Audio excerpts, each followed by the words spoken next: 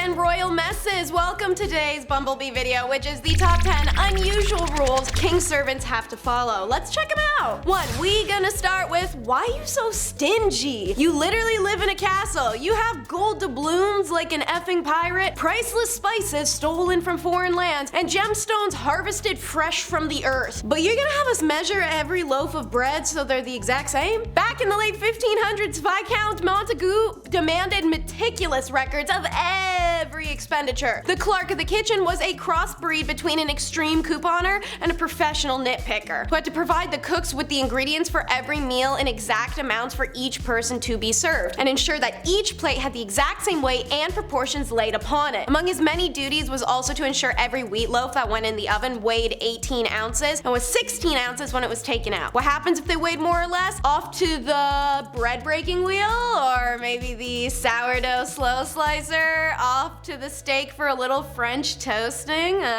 Anyway, for how the British monarchy would pitch a fit over a 3-letter word, children, not kids. Because we all want to speak a little bit more like Mary Poppins. Oh yes, little children, off to bed we go. Nah, dude, I couldn't do the whole royal nanny thing, to be honest. The education required enough makes you think that they're scouting for NASA, not someone to stop their kid from picking its nose. Publicly, at least. Maria Borello, the nanny who takes care of Prince George, Princess Charlotte, and Prince Louis, trained at the notable Norland College in Bath, England, before being hired to the world's most famous children. At this college, students like Borello study early years development for 3 years. However, as well as learning social and emotional development, students are also taught the importance of vocabulary. There is one word that royal nannies are prohibited from using to describe royal children: kids. Ask me why. Come on. Ask me. It's because of the exact honky-dory dumbass reason you think. It's the baby goat thing. Kids is a name for them and an informal name for children, because who says that it's not the Victorian era? According to Heron, the word kid is disrespectful and dissuades royal children from being seen as individuals. You mean like how sheltering them and not allowing them everyday friends or normal reality or exposure to the real world under the guise of safety, but it's more so they grow up in a bubble of unrealistic world perspective and can't understand problems morally and empathetically as an adult,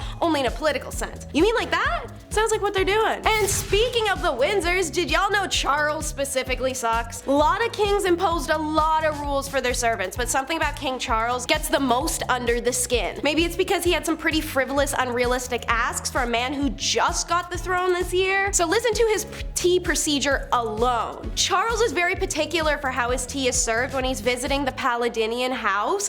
When preparing the tea, you must use a teaspoon measurement of tea leaves per cup, and then there must be an exact temperature of 7 degrees Celsius for green tea and 100 degrees Celsius for Earl Grey or English breakfast. The prince's hot beverage must also be checked with a thermometer before being served, and honey should always be used to sweeten the tea rather than sugar. When serving the tea to the prince, the teaspoon should be situated precisely to the right underneath of the handle of the cup. Clive Goodman, a royal reporter for News of the World, claimed that Prince Charles does nothing himself. He described the morning scene in which Charles gets ready for the day, but all the preparation is done for him. He gets up in the morning, his bathrobe is there waiting for him. He walks into the bathroom, the bath is drawn for him already. Even when he gets out of the bath, the towel is already folded in a special way, so he just has to sit in it and wrap it around himself. Then he goes into the dressing room, his clothes are laid out for him, even his socks, left and right, are in the exact right spot. Charles even has valets squeeze 1 inch of toothpaste onto his toothbrush every morning. If anyone gets anything wrong, everyone is scolded. Gosh, and I'm sure y'all remember the viral video of him from September of 2022 forcing a servant to come clear off the desk of like 3 pieces of paper because he couldn't have done it himself. Since that highly debated viral clip was mentioned, I'll make the next point about how gratitude is implied, which it's most definitely not. I don't see a lot of gratitude coming from royal families. There is endless videos and pictures of these sour-faced monarchs harassing and devaluing the endless service they have accompanying them. Let me hit y'all with an iconic example. Have you seen Downton Abbey? Most folks have. Have you ever noticed one of their royal or aristocratic characters ever say thank you to their servant? No? And that's an intentional detail, as it's been a long since unspoken, at least in British monarchy, that servants are best unthanked and unheard. Now, Alistair Bruce in the BTS documentary about the TV show series explained his perspective, that the servants did everything for their masters, and if thanks were given, it would be necessary to say them at least 60 times a day. That would be, as the English say, tiresome. It does stand that servants are not required to be thanked no matter if they just tied your shoe or wipe your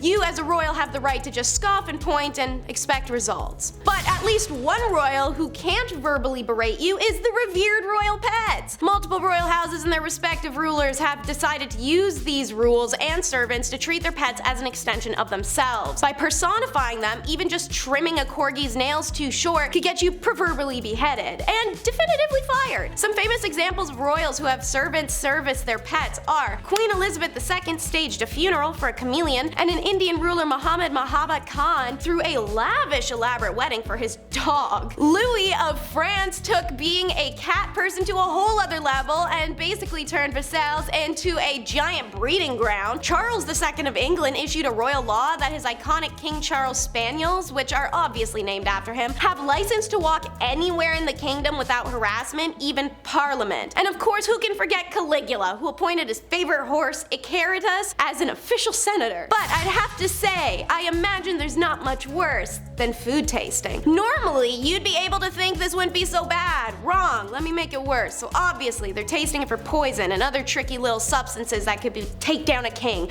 What if the soup was laced with arsenic? How easy is it to slip into the kitchen and lace the king's food with belladonna or hemlock? The food tester was always a servant, or sometimes even a slave, or a prisoner. And if you think about those status of those people, well, they were eating mush flour and bone broth and then calling it a day. Given the opportunity to be a food taster means the literal taste of luxury. The only effed part is the first bite of flavorful rice you're ever going to eat in your life, you're going to immediately die. Maybe. It'd be enough for you to put off eating any meal you didn't prepare yourself, and there'd be no way of knowing if the food was deadly until after you've eaten it. In 1594, there was a plot to poison Queen Elizabeth, apparently the King of Spain, as the Spanish were enemies of England at the time. A group of Portuguese men had agreed to carry out the dirty work, including the Queen's own physician, Rodrigo Lopez. Once the plot was uncovered, all men were executed. And it's not just our ancient royals that brought people on to do this task. Naturally, President Putin has a food taster as part of his security team. No hoovering, which is British for don't vacuum. In 2011, Royal Servants was uploaded to YouTube, a documentary that gave insight into what it's like working for the royal family, including accounts from former butlers, chefs, nannies, and footmen. To quote the narrator, the best servant is one that is neither seen nor heard. The royal family demand the most professional servants in the world, the kind of servants that would rather die than make a mistake. She continues on in this not pretentious at all breakdown, saying that behind the scenes,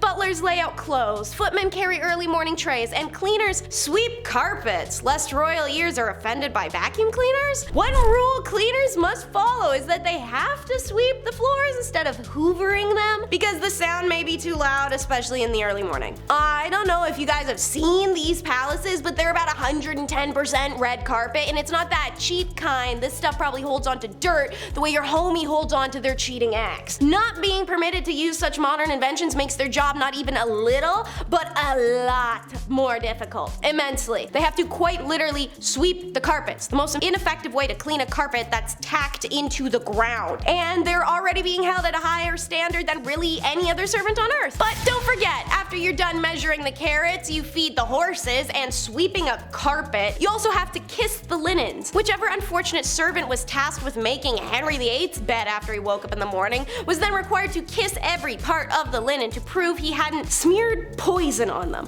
What? Don't get me wrong, Henry was like intensely and increasingly paranoid. You can go check my recent video, Top 10 King Henry VIII Facts You Never Knew, to learn more about his whole mess. But anyways, someone screws the pooch. Pretty sure it's Ambroise Parche, the 16th century French royal physician, who once wrote, "Now poisons do not only kill being taken into the body, but some being put or applied outwardly." And now this delusional hypochondriac finds out the poison can sink in through his skin, not just be ingested, and he insists on this gross ritual. In an era where sheets don't get washed, and he doesn't wash, and he's all sweaty and gouty, and banging tons of biddies in that bed. Imagine having to kiss those sheets every morning. That's the real poison. RIP, dude. Mint essence oil under the nose, and I'm just praying for you. When the standard of hygiene is so low, your only request is that X marks the spot. Eleanor Harmon, the author of The Royal Art of Poison, says royal palaces, some courtiers don't even bother to look for a chamber pot, but just dropped their britches and did their business. All of their business. All of it. All of it.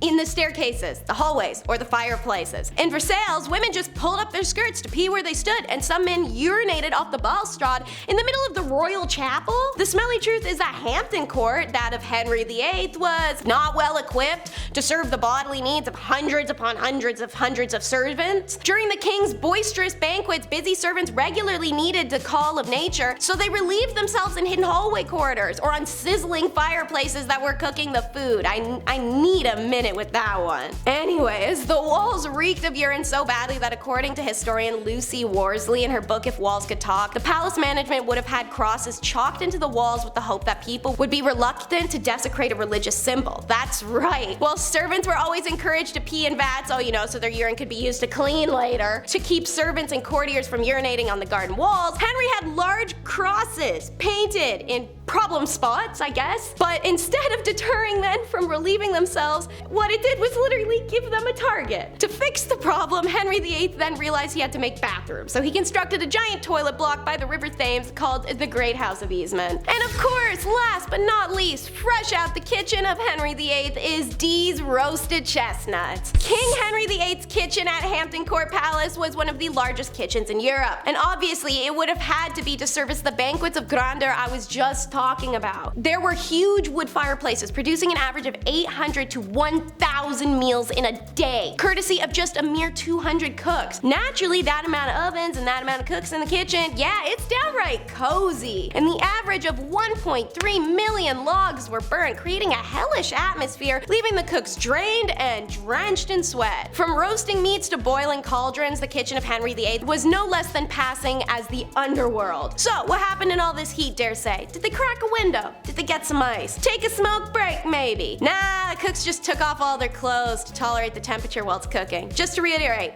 all their clothes. All of them. But alas, the atrocities were never ending for these men, as King Henry VIII issued an order to stop being naked or in garments of such vileness as they do now, nor lie in the nights and days in the kitchen or the ground by the fireside. To combat the problem, clerks of the kitchen were instructed to purchase honest and wholesome garments for the staff. And guess what that was? There's a reason the apron covers the front. Alrighty, thank you so much for tuning in, and I hope you enjoyed. Be sure to like and subscribe if you want to see more from us. And until next time, drop a comment down below on what kind of rules or regulations you'd have on servants if you were a king.